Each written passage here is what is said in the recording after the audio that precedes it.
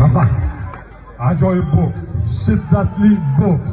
Ikkala jangchi ham menimcha g'alabaga loyiq. Bonuslar tayyormi? Tayyor ekan. Ana endi rezultatga o'tamiz. Birinchi yon hakam 39-37 qizilga. Ikkinchi yon hakam 39-37 ko'k burchakka.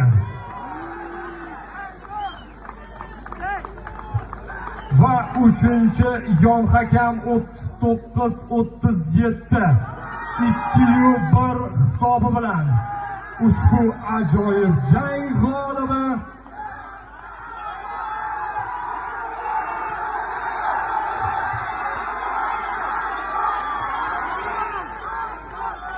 Ko'k burchak Humoyun Mirzo Abduraimov.